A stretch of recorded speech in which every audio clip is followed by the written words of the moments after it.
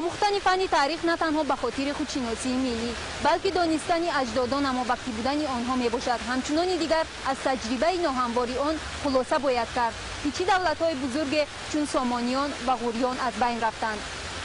دوره سامانیان که عصر خردش مینامند از نظر فرهنگی، اجتماعی، اقتصادی و علمی خیلی هم دوره پرشکوه تاریخی بود. تاریخ شاهد است که خاندان و سلاله‌های زیادی در تحول و پیشرفت تمدن جهانی سهمی با سزای گذاشتند. خاندان آل سامان نیز از جمله چنین خاندانی است که در قرن‌های 19 دولت ملی تاجیکان را بنیاد نمود و چون خورشید نور خود را بر سر ملت تاجیک پاشید. سامانیان از اشرافزادگان محلی ولایت بلخ بوده نسب ایشان به بهرام چوبین می رسد. سامان خداد اساسگذار این خاندان در ابتدای عصر 8 حاکم بلخ بود. او با والی عربی خراسان اسد ابن عبدالله قصری نزدیک شد و به واسطه او حکومت خود را در بلخ پرقوت ساخت و جواباً بر این دین اسلام را به دست او قبول کرد. پسرش را نیز به خاطر دوستی با اسد ابن عبدالله اسد نام نهاد و این اسد در ابتدای عصر 9 در یکی از حرب‌های هارون الرشید علیه رافع ابن لیث به او کمک کرد که چه خطری آن بود که رافع خراسان را از خلافت جدا کند. بدین واسطه خاندان عباسی در شخص سامانیان دوستانی با قدرت و وفاداری را بار دیگر مشاهده کردند. چون مأمون به تخت خلافت نشست بر والی عربی خراسان غسان ابن عباد سپارش داد که ماوراءالنهر و یک قسم خراسان را بر پسران اسد قسمت کند. بدین واسطه پسران اسد نوح به سمرقند، احمد به فرغانه، یحیی به چاچ و اسروشن و الیاس به هرات به حکومت والا رسیدند. به استقلال رسیدن دولت سامانیان این دوره ای است که ملت تاجیک، قوم تاجیک علاقه چندین سال مبارزه برده بود برای به استقلال رسیدن که نتیجهش همین دولت سامانیان شد. دولت سامانیان خیلی که در ما تعلیم میدین که سال 899 تأسیس یافت تا سال 999 یعنی که 100 سال، اما در تاریخ تا جایی که سرچشمه ها تعیین کردن قریب 300 سال این خاندان حکومت کرد. سامان خداد در اول اسلام وقتی که اسد ابن عبدالله عرب وقتی که منطقه را ضبط کرد و سامان خداد با او پیوست، اینها از عصر 7 شروع نموده حاکم ولایت بلخ بودند. یعنی که برآمد سامانیان از خود ولایت بلخ است، از تاجیکان بلخ، که اینا وقتی که بعداً با فرمان خلیفه حاکم تمام ماوراءالنهر شدند و مرکز آنها سمرقند شد، بعد بخارا. این وقت در بعضی از مورخان به این عقیده رسیدن که اینا از فرغانه هستند یا که از فلان جای ماوراءالنهر هستند و غیره، یعنی که نظریه های گوناگون پیدا شد. اما در اصل خیلی که سرچشمه های تاریخی خبر میدهند اینها اشرافزادگان خود بلخند، اما بلخ از کجاش معلوم نیست. ممکن از حدود تاجیکستان باشد، ممکن از حدود افغانستان باشد. عموما همین ولایت بلخی بزرگ از همین جا هستند. اینا خاندان قدیمه حکمران منطقه هستند. در زمان طاهریان نیز حکومت سامانیان به تغییر ماند. فقط اکنون به جای غسان به طاهریان اطاعت میکردند. بعد از مرگ نو طلحه طاهری حکومت سمرقند را به احمد و بعداً به پسری او نصر ارزانی داشت. امیر نصر 21 آگوست 892 از دنیا گذشت و با فرمان خلیفه از مارت اپریل 893 اسماعیل حکمران ماوراءالنهر تعیین گردید. تا این وقت مرکز اداری سامانیان شهر سمرقند بود. بعد از این آن را اسماعیل از بخارا اداره می‌کرد. در ابتدای حکمرانیش اسماعیل تیراز را در سرزمین ترک با جنگ بگرفت و از آنجا 10,000 اسیر به سمرقند بیاورد که در جمله ایشان پدر و خاتون شاه ترک نیز بود. در سال 899 امر لیث را بگرفت و به خلیفه سپرد و در عوض آن خلیفه تمام خراسان و ماوراءالنهر را در اختیار او داد. این است که صحنه مذکور ابتدای حکمرانی دولت بزرگ سامانیان شناخته شده است. پادشاهان سامانی هم مردان بسیار عادل و علم دوست، ادبیات دوست بودند. اونها کوشش کردند که کشور را آباد سازند. پیشتر اگر اگر تاریخ آسیا مینور رو ما آموزیم از قدیمترین تا دورهای اخیر، اکثر وقت ترک ها هجوم میکردن و کمتر دولت جان گرفته رو از نو خراب میکردن. با 100 سال در کار بود که این دولت ها از نو به خود بیایند. و اسماعیل سامانی مردی بود که اکنون خودش منتظر اون نبود که ترک ها آمده آسیا مینور رو گیرن، بلکه خودش به ترک ها به غزا رفته، آنها رو دولت آنها رو گرفته در ترکستان، آنها در آنجا اسلام را جاری کرد و ترک ها رو مسلمان کرد و غنیمت زیاد جنگی هم از آن گرفت. بعد یک دیواری بود در اطراف بخارا که دیوار کمپیرک میگفتن ویدو، و مردم مبلغ زیاد و قوه زیادی هر سال صرف میکردن برای که همون دیوار را آباد نگاه دارن در ترک ها تا که هجوم نکنند خواست. و اسماعیل میگفت که تا زنده هم باره بخارا منم، یعنی دیوار بخارا من هستم.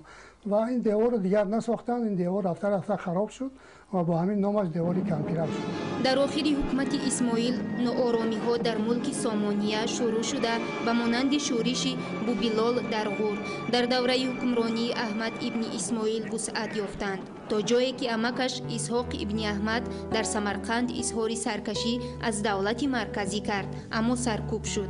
حاکم تبرستان نیز تمرد نمود، ولی احمد با لشکری فراوان به آن صوب رفت و وضع آنجا را معتدل گردانید. در سال 909 سیستان نیز از تابعیت سامانیان برآمد. سال 911 بار دیگر تابع کرده شد.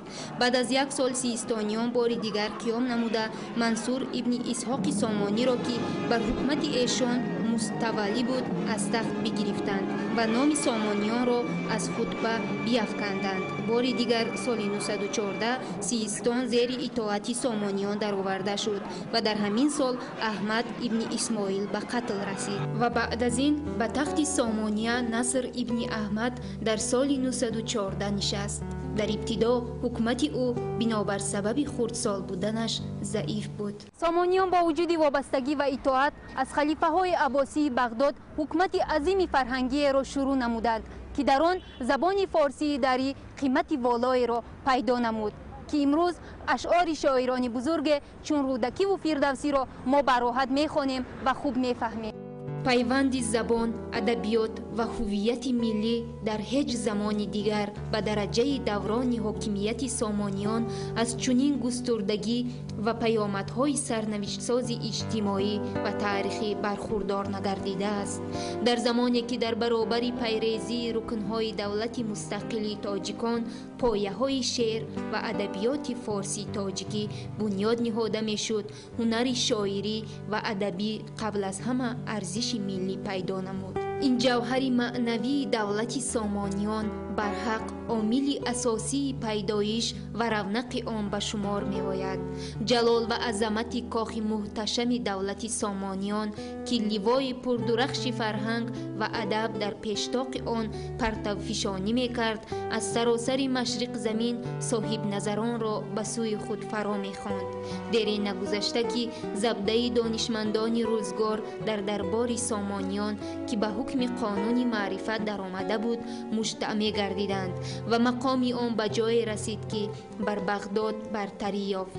به قول استاد رودکی امروز به هر جا بغداد بخاراست، کجا میر خراسان است پیروزی آنجاست. وقتی که خلیفه فرمان صادر کرد که این منطقه در اختیار شماست، این خلیفه نمیخواست که این منطقه را در اختیار مردم اینجا یا در اختیار تاجیکات. اما وقتی که سفاریان تمام دولت گرفتن، امکانیت برقرار کردن او دیگر نبود. خلیفه بعد این خلاصه آمد که از مردم همینجا کسی را باید حاکم این منطقه گذاشت تا اینکه برای او خراج دهد. در هر صورت نسبت به سفاریان ملایمتر و متمدنتر باشد در مناسبت با خلیفه. به همین خاطر سامانیان به سر قدرت آمدند. اما سامانیان تمام امکانیت به دست بردن، هر اقتداری که داشتن اینا به دست بردن و خلقیت ملیت خود را بار دیگر زنده کردند. چیکار کردن اینها تمام ادبیاتی که قبلا وجود داشت و از بین رفته بود، ممنوع بود، اینها را از نو تجدید کردند. شما بینید که تا حتی تفسیر قرآن اجازه دادن با فارسی که تا اینکه مردم بداند چی گپ است، یا که خواندن نماز که زیر تاثیر امام اعظم بود، تعلیمات امام اعظم به طور رسمی اعلام داشتن در دولت خود و در اساس این تمام ارزش های ملی خود را با زبان فارسی دری زنده کردند، تمام علم های زمانه.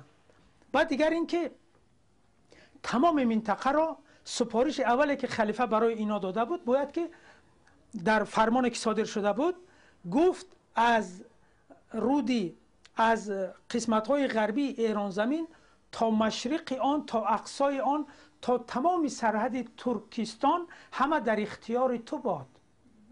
یعنی ببینید شما که از بغداد، از سرحدهای شرقی بغداد این طرف شروع کرده تا حدود امروزه چین، قسمت های غربی چین، قسمت های جنوبی و شرقی قزاقستان، دیگر ازبکستان، قرقیزستان، همه این در اختیار اسماعیل سامانی داده شد و اسماعیل سامانی این منطقه را همه را مسلمان کرد و وظیفه این دولت نیست در نزد خلیفه خلافت همین بود که باید منطقه را مسلمان میکرد و در یک قلمرو می آورد.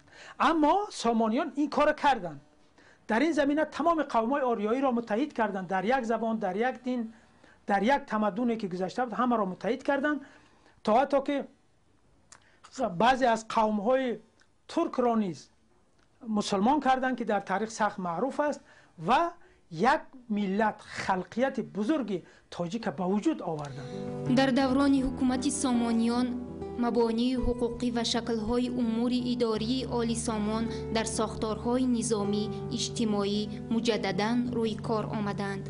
مهمترین آنها تجدید آیین دیوان سالاری به شمار می آید. مورخان با تکیه به منبع معتبر عصرهای میانه نظام اداری عهد سامانیان را مرکب از 10 دیوان دانستند. محمدی نرشخی اطلاع می‌دهد که در زمان حکومت نصر دوم در میدان ریگستان بخارا فراتر از محله اقامت پادشاه برای دیوان‌های مذکور 10 بنا بنیاد گردیده بود. دیوان‌ها از 10 اداره مرکزی عبارت بوده از روی وظیفه خویش به ساحه‌های گوناگون تقسیم می‌شدند.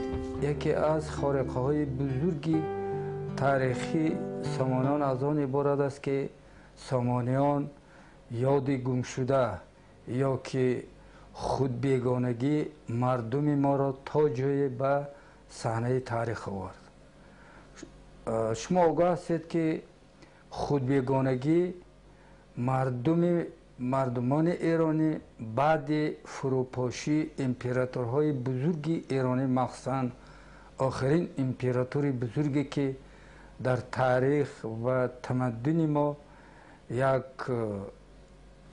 خارقه نو بزرگی تاریخی را به میان آورد، این امپراتوری ساسانیان می باشد که ساسانیان هم زیاده از 420 سال حکومت کردند و در این دوره برابر استقلالیت بزرگی سیاسی، فرهنگی، هنری به میان آوردن، این چنین شخصیت های بزرگی را روی صحنه آورد. مهمش این که عنصرهای خود استقلالی را به میان آورد، یعنی خود بیگانگی گفتم ممکن است که در زمان ساسانیان تا جای وجود نداشت. بعد از سر قدرت سیاسی رفتن این سلاله مقتدری صرف آریایی، عنصرهای خود بیگانگی با غصب عرب و اندیشه یعنی خود بیگانگی از نو در تاریخ تمدن ما روی صحنه آمد. جوانی و کم تجربگی هر دو حکمران آخرین سامانیان منصور دو و عبدالملک دو به دشمنان درباری امکان داد که مقصدهای غرضناک خود را عملی بسازند. این بود که با دستگیری آنها ایلیک خانی ترک در سال 999 بخارا را فتح کرد و عبدالملک دو آخرین حکمران خاندان سامانی را با کل خانواده و برادرانش به حبس گرفته به اورزگند فرستاد و ایشان را از هم جدا کرده در محبس‌های گوناگون نگاه داشت. از میان برادران منتصر سامانی توانست که از حبس گریزد. او مدتی 4 سال مبارزه برد ولی نه از طرف اهالی و نه از طرف حکمرانان ولایات دستگیری نیافت و عاقبت کشته شد. اگرچه منتصر در سال 1005 کشته شد، اما آخر دولت سامانیه سال 999 فتح بخارا است. یعنی این دولت همچون دولتی بزرگ 100 سال وجود داشت، اما خاندان سامانی همچون خاندان حکمران تا جایی که در سرچشمه ها مثبت است قرب 300 سال حکومت کرد.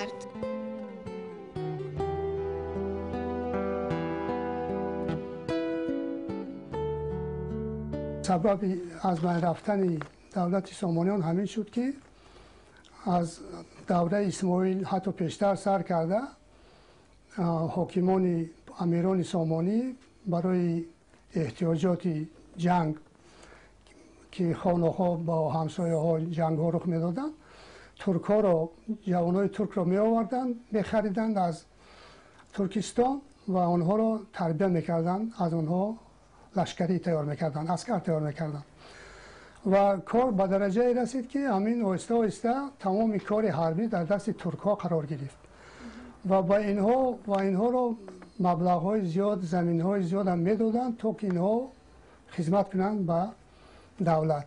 در دوره اسماعیل توانست اینها را کار فرماید، از آنها استفاده کند، لیکن بعدتر اینها به درد سر دولت سامانیان تبدیل یافتند. من یکی از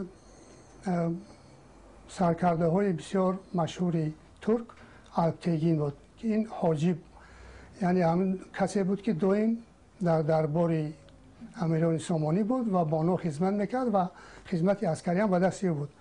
او سپهسالار لشکر سامانیان به حساب میرفت و در نشاپور میزیست و 30,000 عسکر در اختیارش داشت و الپتگین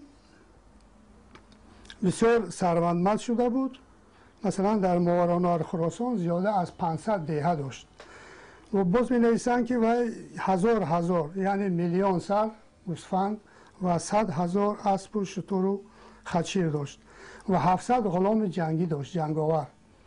نه شما تصور کنید که این یک نفر است، این یک نفر الپتگین یک گویم دولتی بود در داخل دولت سامانیان و این الپتگین یگانه نبود، مانند الپتگین بود چندین نفرهای دیگر در دولت سامانیان وجود داشتند که هر کدام آنها میخواستند که همچون گرگ درنده این دولت را پاره پاره کرده هر کدامش صاحب یک ولایت باشد و در نتیجه و همین کار هم شد.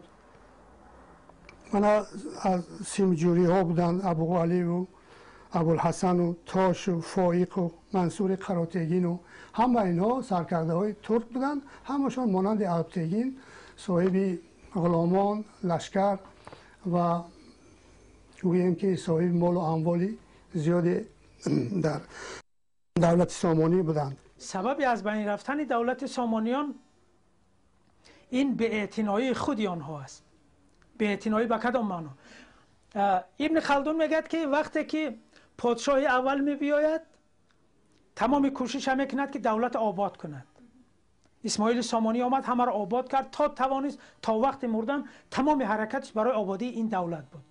بعد از آن نصر سامانی که یکی از امیران بزرگ دیگر سامانی است، این دولت را با شکوفایی بسیار بزرگ برد که ابن خلدون نیز همین نمیگوید، اما میگوید وقتی که نسل سیوم و چهارم در دولت میآید اینها الکی در دولت آباد میآیند. اینها دیگر اینا نمیدونن که این با چی مشکلی این دولت تأسیس شد. اینا هرچی که از صرف میکنن، خلاصه دولت سامانی آن همین خیل شد و در آخر دیگر اینکه تمام حکمرانای دولت سامانی جوان بودند، بسیار جوان بودند و مشاورای اینها ترکای زرخریده بودند که در دربار بودند و از مشاورای اینها بودند که در دوره اسماعیل و نصر اینا بسیار صادق بودند برای دولت سامانی. اما در این دوره دیدن که اینها بسیار جوان هستند و از عهده کار نمیبرایند و غیره و غیره، اینها آهسته آهسته دولت را به اختیار خود گرفتند تمام رشته های آن را از الپتگین سر کرده تا پدر محمود سبکتگین و اینا که در دوره محمود الکی پر دولت سامانیا به هم یکی از سبب های اساسیش همین است. دیگر اینکه ضدیت های مذهبی در اینجا بسیار اوج گرفت. اهل سنت و جماعت، اسماعیلیه و غیره و غیره که در نتیجه دشمنی زیاد پدید آمد. برای همین پراکندگی در تعلیمات دینی با مذهب جدا شدن همه وقت پایه شکننده پایه دولت هستند که امروز هم تمام دولت های جهان برای این بسیار سخت اهمیت میدهند تا اینکه دولت های خود را پایدار نگه داشته باشند. برای همین همه وقت از گوناگون مذهبی در دولت احتیاط میکنند تا توانستند که ساسانیان بعد مدت زیاده از 200 سال غصب عرب و اون چیزایی که خرابی هایی که در فرهنگ ما، اندیشه ما، روند ایجاد و اجرای مخصوصا هنرهای نمایشی به میان آورد، این چیزها را تا جای سامانیان از نو روی صحنه آوردند. لیکن گفتم ممکن است که سبب‌های سقوط سامانیان هم، یکی از سبب‌های سقوط سامانیان هم این خود بیگانگی بود که یعنی باز از نو به همون اندیشه، منیش و به اصطلاح گریم ایدئولوژی که در عهد خلافت عرب زیاده از 200 ساله عرب به میان آمده بود، این چیزها از نو روی صحنه آمد. حدود جغرافی دولت سامانیان در خریطه کتاب‌های درسی که سالهای شوروی و بعداً تأسیس داده شده است کمی فرق می‌کند. یعنی قسمی از ولایت‌هایی که طبق خبری سرچشمه‌های تاریخی تحت اداره دولت سامانیان بودند جایگیر نشده است. در اساس سرچشمه‌های تاریخی و خریطه‌هایی که در ایران و افغانستان یا که روسیه در هر کجایی که ساخته شدند، در اساس اینها و سرچشمه‌ها خریطه نو آماده ساختیم که موافق این معلوم شد که در خریطه‌ای که تا این وقت با ما تعلیم داده می شود تا به امروز بسیار خطاگی های جدی به نظر می رسد. از جمله شما بینگرید که ولایت قسمت های غربی ولایت گورگان، تبرستان، رویان، قزوین، ری، تهران امروزه، همدان، ابهر، تارم، زنجان، سهرورد، دینور، کرمانشاه، خلاصه کاشان، گلپایگان، اصفهان، میبود، سرجان، همه اینها از خریطه امروزه که تعلیم داده میشه در تاجیکستان بیرونن اینها. اما تا جایی که ما میبینیم در فرمانی که خلیفه برای اسماعیل سامانی صادر کرده بود، شهر ری، همین شهرهایی که نامبر کرده بودیم، اینها در منشور خلیفه هستند که اینها با ولایت خراسان همراه کرده می شوند. یعنی که به طور رسمی دولت سامانیان از این حدود استفاده می کرد. و در شهر تهران، ری، یکی از مرکزهای بزرگی تمدنی ملت تاجیک بود که قریب 50 سال حکومت سامانیان در اینجا موجود بود. 50 سال عمر یک دولت است. در همین دوره است که در دوره سامانیان زبان فارسی دری در منطقه غربی ایران زمین انتشار می‌یابد. یعنی که شما بینگرید که زبان فارسی، خط فارسی که ما درباره این هر روز میگیم و این از سمرقند و بخارا و بلخ اینجاها رفت به اونجا در دوره سامانیان. دولت سامانیان زبان دری فارسی را به تمام منطقه تا بغداد، تمام ایران زمین به طور رسمی از راه دین، علم، سیاست جاری نمود. خط فارسی را ملت به همین زبان و به همین خط تشکل یافت در همین دوره. همین خط فارسی که گفتی گمان میکنن که از اینجا ظهور کرده است. همه این از این طرف به اون طرف رفته است. خود سعید نفیسی یکی از دانشمندان بزرگ ایران میگوید که ایران امروز به منزله وطن دوم ماست. وطن اولین اجدادان و بابایان ما در ساحل‌های رود آمو است. بزرگترین دانشمند ایرانی میگوید اینا. امروز ما تا جایی که از خط نیاگان خود تا حد تنفر می‌ورزیم که این جوهر این ملت است، اساس استقلال این ملت است. هرچند آیدی این دودمانی بزرگ سخنهای زیادی گوییم هم آن کم است. بنابراین قید کردن جایز است که سامانیان وظیفه بزرگ تاریخی را در نزد خلق و ملت خیش اجرا کردند و این است که نسل‌های بعدی همیشه از ایشان به نیکی یاد کرده کارهای دولتداریشان را نمونه عبرت خود دانستند. مقامات راهبری تاجیکستان با هدایت پرزیدنت مملکت امامعلی رحمان در صدد آنند که آیین دولتداری اجداد پرآوازه خود را مجدداً احیا نمایند. نهادها و ساختارهای دولتی را بر پایه آرمانهای ملی، تاریخی و فرهنگی مردم استوار نمایند. تلاش و کوشش‌های پرزیدنت کشور که امروزها ارزش تاریخی پیدا کردند دلیل قاطع این مطلب است. بنابراین تجلیل جشن 1100 سالگی دولت سامانیان بغیر از نشان قدرشناسی از نیاگان نامآور خویش و پایداری سنت‌های ایشان معنای عمیق رمزی دارد که ما را با هم و با تاریخمان پیوند می‌دهد و چنانکه سامانیان در آغاز عصر بدین وسیله در انجمن کشورهای متمدن مقامی ارجمند پیدا کرده بودند، تاجیکستان هم در آغاز عصر 21 و دریافتن چنین مقامی والا مشرف خواهد شد.